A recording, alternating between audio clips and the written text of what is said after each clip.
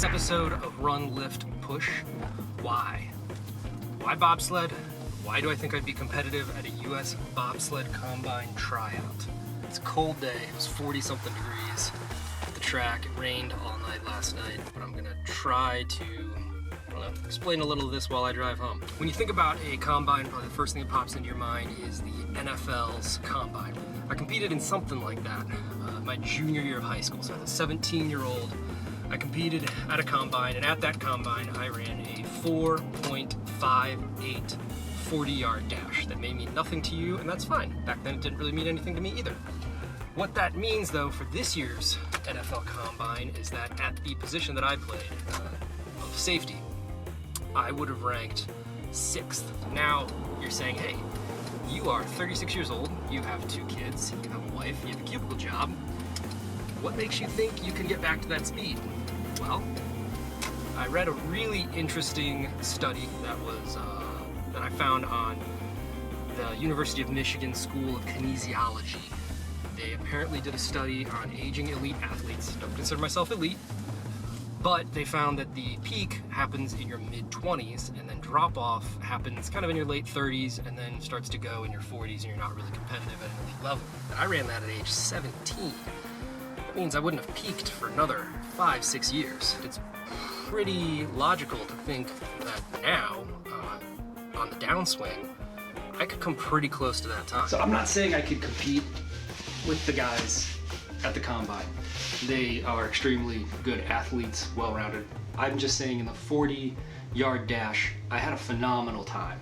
And the reason I never got to reach my full potential is that I suffered a really bad injury to my hamstring at the end of my junior year, and I never really got it fully rehabbed back to where I was before. The other thing is that I have this weird ability to get strong in the lower body. Now, I'm not talking Olympic powerlifter strong or even powerlifter strong in general, but strong enough that I'm already on the combine charts for squats. Bobsled is a really interesting mix of being both strong and fast, because for the most part, the big guys who are super strong don't move fast, but the fast guys don't get particularly strong. I don't have to be an elite level strength athlete, and I don't have to be an elite level speed athlete, but I have to be a mix of the two. So I sort of sat on this idea for quite a while, and then I turned 35. And I said, well, it's final countdown for the athletic abilities. What would really be exciting to me? I'm not running a marathon, not doing 5Ks. Why don't I try this? So why try bobsled? It is a mix of some of the strange talents that I kind of have, abilities that are just natural, that I've never pushed to their full potential. I don't know where the ceiling is at. 2, it's a pretty epic challenge. It's just something that I get scared about, but as I've started training for, I'm excited to go to the track and run fast. 2, no one is doing this. I don't, yeah, there are people who are doing some really epic stuff, but I don't know any of them.